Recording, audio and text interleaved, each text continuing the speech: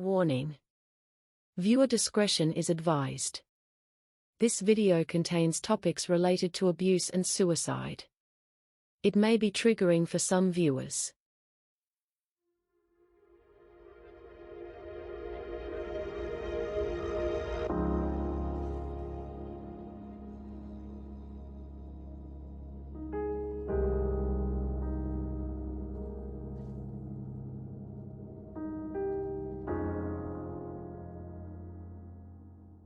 My name's Shannon. I grew up in Western Sydney here in Mount Druitt. We're a really proud Wiradjuri mob. Got family all around Western New South Wales, all around Australia actually. I've always been proud of my Indigenous heritage, and it doesn't matter what anyone says about being a black fella. It's me, it's part of me. Grew up in a pretty hard-working family. Dad used to work pretty much 7 days a week. Mum had a few part-time jobs here and there, obviously looking after me and my two sisters. Growing up, I always had basically a bad attitude and bad behaviour towards people.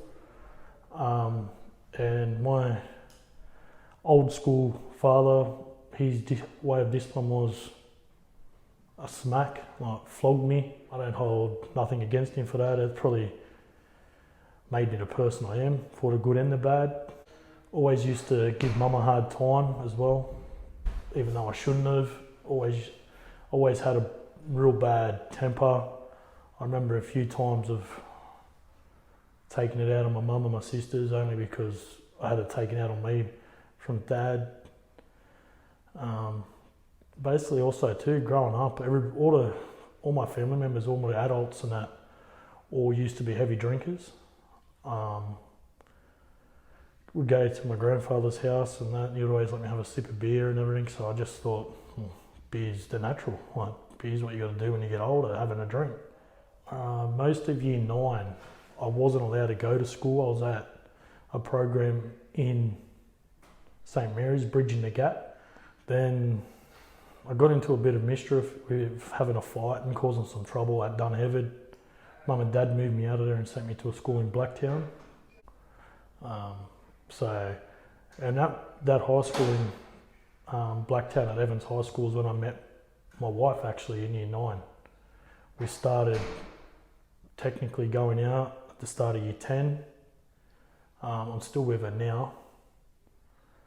But even at that age, like I would still find reasons to have fights with people, even on the sporting fields. Like, I would say I was a sore loser, but I was even a sorer winner. Like if we were winning a game, I'd start niggling people and that just to cause fights. It wasn't until year 11 or 12 that I stopped it, like, because I was like, well, what's the point? I've got this far with my schooling, I might as well try to finish my HSC. And then I was actually voted school captain somehow. Don't ask me how, I was voted school captain. So I got that. I came first place in industrial technology and timber in my HSC. And then leaving school, I got my first job as an apprentice printer. But all the guys that we worked with, they were big drinkers and everything. So every afternoon we'd stop at Riverstone Bowling Club or Riverstone Pub, have a few beers. I was only on my P's and I risk every day driving with alcohol in my system. Fridays would be finished at lunchtime, so I'd be straight down to the bowling club or Riverstone RSL that used to be there, and was drinking, playing pool. I was hiding it from everyone, and I think that's when I started realising then I had an issue with my mental health, because I was using the alcohol and that to make me feel happy from a young age. And I used to take a lot of anger out on the people that didn't need it and didn't deserve it.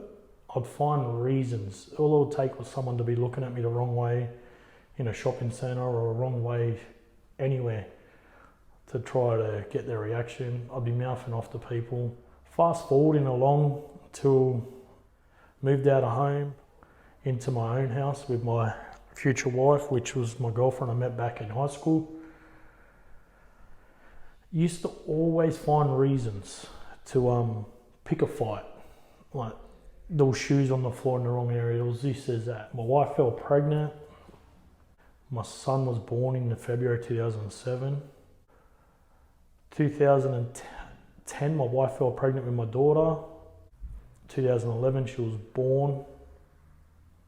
And then 2011 was still had a good year. 2012 came in. I had just come back from having a knee operation done from being hurt playing football and a work injury combined. So I spent 18 months at home, and during that 18 months, other than looking after my daughter, I sat on the lounge doing nothing, just overthinking everything,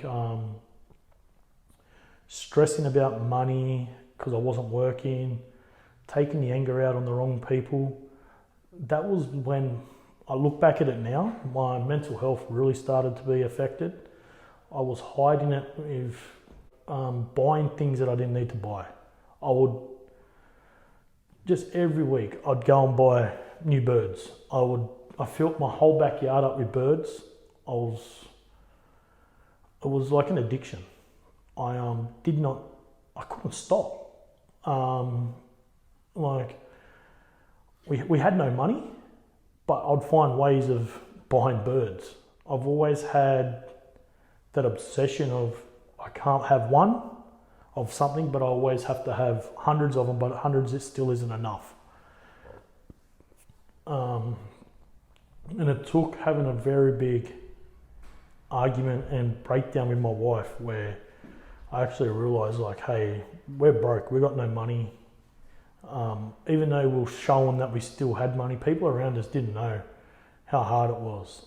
I actually decided that I had to sell the birds. I had to make sure the family had food, the house was being paid, all the bills were being paid, which were always paid before everything. We were never behind, but we couldn't live. Like, we were living on like just junk food. Like, for dinners we'd be having 2-minute noodles or eggs on toast or something. We couldn't live. We needed tyres on our cars. The cars sat there unregistered for a couple of weeks each time. So we sold all the birds. I sold all the birds. I got us back on track. I went back to work. And there was still something inside of me telling me that I wasn't good enough for everyone. I wasn't the person that I was making out to be. I always had a smile on my face, but deep down, I was never really happy. 2015, I woke up in the morning not wanting to live anymore.